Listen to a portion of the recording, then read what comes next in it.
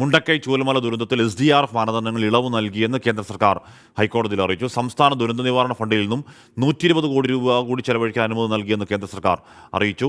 ദുരന്തബാധിതരുടെ ഭാഗം കേൾക്കാതെയാണ് സർക്കാർ പുനരധിവാസ തീരുമാനമെടുത്തത് എന്ന് പ്രദേശവാസി ആരോപിച്ചു. ശ്രീകാന്ത് വിവരങ്ങളുമായി ചേരുന്നു. ശ്രീകാന്ത്, നമ്മൾ ആവശ്യപ്പെട്ടുകൊണ്ടിരുന്നത് അതുതന്നെയാണ്. അടിയന്തര സഹായം നൽകാൻ കഴിയുന്നില്ലെങ്കിൽ ഈ SDRFിൻ്റെ കൊടിയ മാനദണ്ഡങ്ങളിൽ കുറച്ച് ഇളവ് വേണം. അത് പരോക്ഷമായെങ്കിലും ഭാഗികമായെങ്കിലും അംഗീകരിക്കപ്പെടുന്നുണ്ടോ? ഈ പ്രദേശവാസി കോടതിയിലേക്ക് എത്തുന്ന സാഹചര്യം എന്താണ് ശ്രീകാന്ത്? ഈ രണ്ട് സംഭവങ്ങളിലും ഇന്ന് കോടതിയിൽ വിശദമായ വാദം നടക്കുകയുണ്ടായി. ഇതിൽ ഏറ്റവും പ്രധാനപ്പെട്ട കാര്യം SDRF മാനദണ്ഡങ്ങളിൽ ഇളവ് നൽകി എന്നുള്ളത് ഇന്ന് കേന്ദ്ര സർക്കാർ ഹൈക്കോടതി അറിയിച്ചു എന്നുള്ളതാണ്. സംസ്ഥാന ദുരന്ത നിവാരണ ഫണ്ടിൽ നിന്നും 120 കോടി രൂപ കൂടി ചെലവഴിക്കാൻ അനുമതി നൽകിയെന്നാണ് കേന്ദ്രം അറിയിച്ചത്. ഹൈക്കോടതിയുടെ നിർദ്ദേശം അനുസരിച്ചാണ് മാനദണ്ഡങ്ങളിൽ ഇളവ് നൽകിയതെന്നും വ്യക്തമാക്കിയിട്ടുണ്ട്. അതേസമയം മുണ്ടക്കൈ ചൂരൽമല ദുരന്തം അതിതീവ്ര ദുരന്തമാണെന്ന് കേന്ദ്ര സർക്കാർ ഇന്ന് ഹൈക്കോടതിയെ അറിയിച്ചു.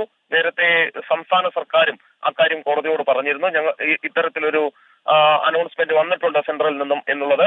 ദുരന്ത ബാധിതരുടെ ഭാഗം കേൾക്കാതെയാണ് സർക്കാർ പുനരധിവാസ തീരുമാനമെടുത്തതെന്ന് പ്രദേശവാസി ഇതിനിടെ ഒരു പരാതിയുമായി എത്തി. കാരണം സർക്കാർ ഈ ഭൂമി ഏറ്റെടുക്കൽ അടക്കം നടത്തുമ്പോൾ ആ പ്രദേശവാസികളോട് കൃത്യമായ സംസാരമോ ഇതിൽ ബാധിക്കപ്പെട്ട ആളുകളുമായി ചർച്ച ചെയ്യുകയോ ചെയ്തില്ല എന്നുള്ളതാണ് പറയുകയുണ്ടായത്.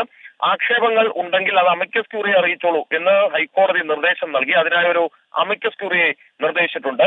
പുനരധിവാസ വിഷയം അടുത്ത തവണ പരിഗണിക്കാം എന്നാണ് കോടതി ഇപ്പോൾ ചൂണ്ടിക്കാണിച്ചിട്ടുള്ളത്. ഓക്കെ, SDRF മാനദണ്ഡങ്ങളിൽ നേരിയ തോതിൽ ഉള്ള 120 കോടി കൂടി ചെലവഴിക്കാം. നമ്മൾ നേരത്തെ പറയുന്നുണ്ടായിരുന്നു ആ മാനദണ്ഡ പ്രകാരം അതിൽ നിന്ന് തുച്ഛമായ തുക മാത്രം ചെലവഴിക്കാൻ കഴിയുമായിരുന്നുള്ളൂ എന്നുള്ള കാര്യം. എന്തായാലും കേന്ദ്രം അംഗീകരിക്കുന്നത് വേണം ആ മാനദണ്ഡങ്ങളിലെ ഇളവിൽ കൂടി മനസ്സിലാക്കാൻ. അത്രയെങ്കിൽ അത്ര.